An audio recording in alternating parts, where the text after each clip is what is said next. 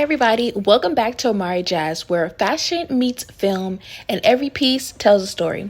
Tonight, I'm bringing you a masterclass in iconic costume design, the legendary Thriller music video. We'll dive into the time period, the creative inspirations behind the song and video, the director's vision, the costume design process, and how Thriller altered fashion culture forever. If you love this kind of breakdown, hit subscribe, hit the bell, drop a comment.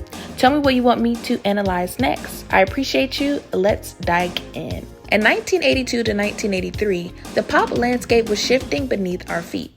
MTV had launched its 2 years earlier, and suddenly visuals were optional. They were everything. Visuals weren't optional, they were everything. Music video culture was birthing icons and rewriting what it meant to be a global superstar. Michael Jackson had already transformed the game with Off the Wall and then with Thriller, an album that shattered charts, sales, and expectations. Suddenly, it wasn't enough to sing well. You had to perform, visually embody emotion. At the same time, the Cold War shadow lingered. Reagan's America was clad in power suits, neon lights were seeping into fashion, and urban storytelling was growing bold. Scary movies were reclaiming status, skulls, gore, color palettes that scream dusk, decay, and danger. Thriller tapped into all that.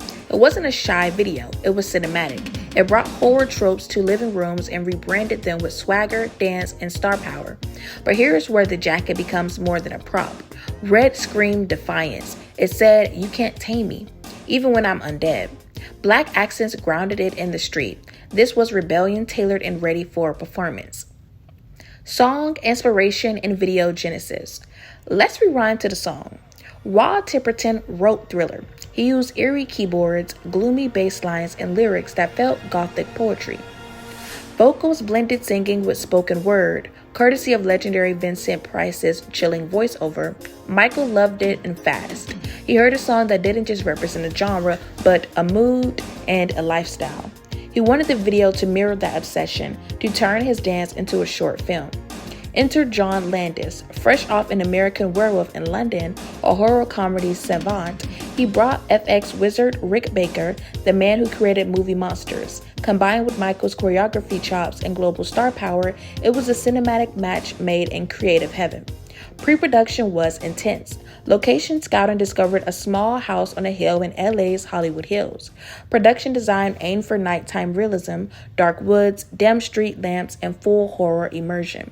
The goal, not just to shoot a video, but to transport you, to let you walk into that world, feel the dread, then play out of ritual.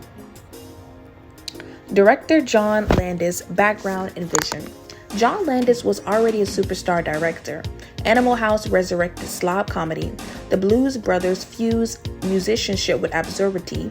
His horror creds, An American Werewolf in London, a blend of effects and empathy that earned an Academy Award for Rick Baker's transformative work. Landis didn't just direct a performance, he choreographed fear. He knew how to use night, how to build tension, where to hide the camera. With Thriller, he made a video that felt like a scene out of a feature-length hour flick. A feature-length horror flick, complete with practical FX and genuine suspense. Importantly, Michael and Landis shared respect. Michael trusted Landis' horror chops. Landis trusted Michael's star charisma and dance legacy. It was a rare creative synergy when everyone's skill set enhances the other. At the time, panel discussions at film schools still speak of Thriller as the first pop video that was a short film, because it was. Landis insisted on features like creating a 13-minute runtime, only later could MTV edit a broadcast version. It wasn't fluff, it was cinema. Costume design process and credits.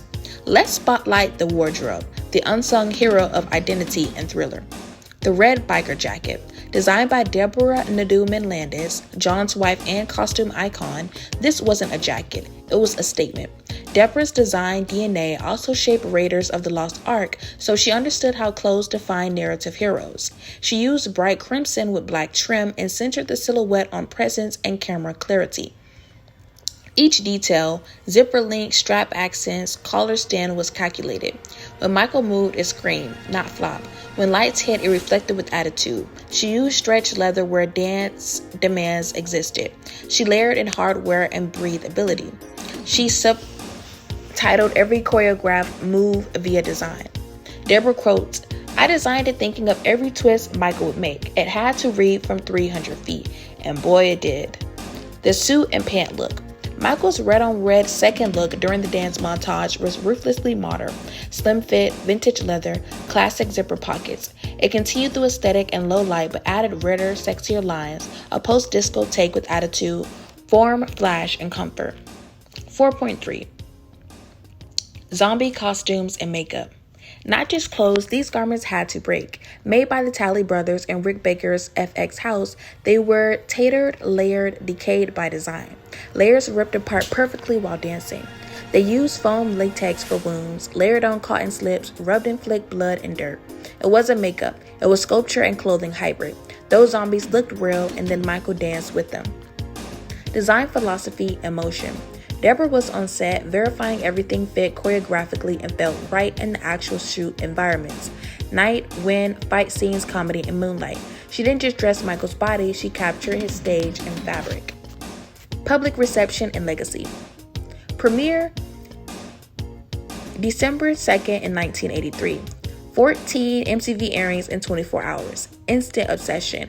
Conspiracy-fueled excitement. Viewing parties. When it dropped, it didn't just win Video of the Year at the 84 VMAs. It shattered everything else in the culture. Critics and fans. Rolling Stone called it the first short film with global dance appeal. Entertainment Weekly called it deliciously macabre. While horror circles and indie clubs analyzed effects, Carver's choreography melded into a spectacle.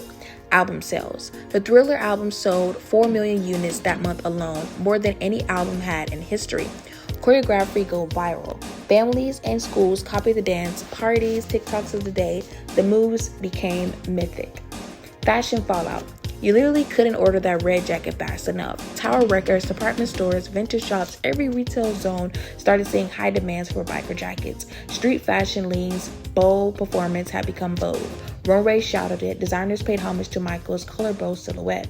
Designers from Helmut Lang to Jean-Paul Gaultier gave nods to Thriller, became part of modern fashion language.